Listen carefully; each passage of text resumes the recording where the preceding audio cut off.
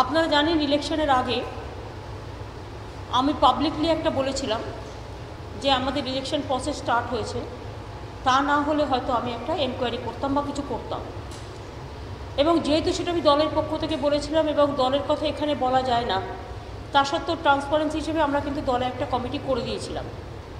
সুদীপ বন্দ্যোপাধ্যায়, কল্যাণ ব্যানার্জি এবং বক্সিকে নিয়ে একটা কমিটি করেছিলাম এবং তারা সিদ্ধান্তটা আমার উপরেই ছেড়ে দিয়েছিল। এবং আজকে আমরা ডিটেলস অনেকক্ষণ ধরে আলোচনা করে আমি চিফ সেক্রেটারি, হোম সেক্রেটারি, আমরা বিস্তারিত অনেকক্ষণ ধরে নিজেদের মধ্যে আলোচনা করে এটাই সিদ্ধান্তে উপনীত হয়েছি যে নির্বাচনের সময় বিশেষ করে একটি স্টিং অপারেশনকে কেন্দ্র করে যেভাবে নানা রকম প্ররোচনা, উত্তেজনা বা চক্রান্তের সৃষ্টি করা হয়েছিল এবং জনমানসে একটা বিরূপ প্রতিক্রিয়ার সৃষ্টি করা হয়েছিল, আমরা চাই এটা সত্যতা উদ্ঘাটিত হোক।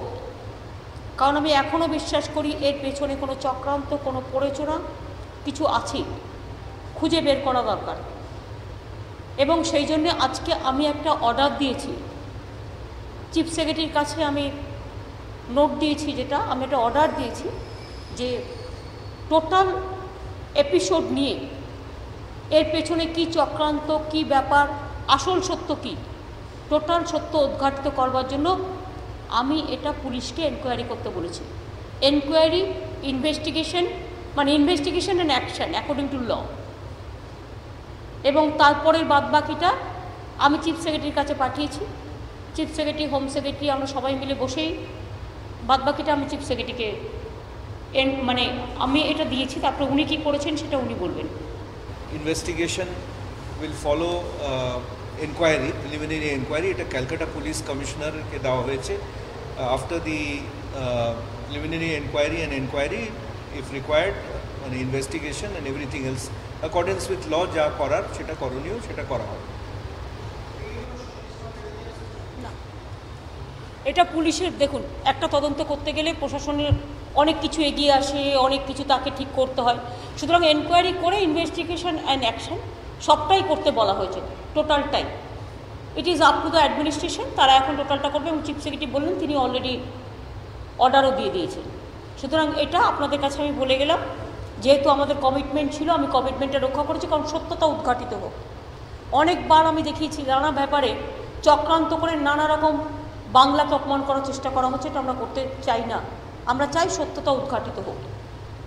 দুই হচ্ছে যে অ্যাসেম্বলি স্টার্ট হয়েছে, যদিও এটা অ্যাসেম্বলি রিলেটেড নয়, তা সত্ত্বেও আমি স্পিকারের কাছেও, মাননীয় স্পিকারকেও ব্যাপারটা জানিয়ে রেখেছি।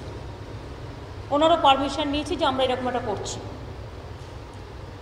এইটুকুই বলবার জন্য আপনাদের কাছে আসে।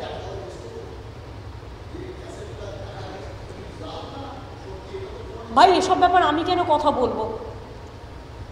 সেটা ম্যানুফ্যাকচার, সেটা এনকোয়ারির ওপর নির্ভর করবে। আর তাতে কি হলো? কোনো একটা সত্য হয়ে গেলেও কে দোষী সেটা ইনভেস্টিগেশন না হলে বলবে কি করে? আমি আপনাকে টাকা ঘুষ দিতে গেছি না কেউ আপনার কাছে টাকাটা চেয়েছে, এসব অনেক ব্যাপার আছে, টোটালটা আসবে।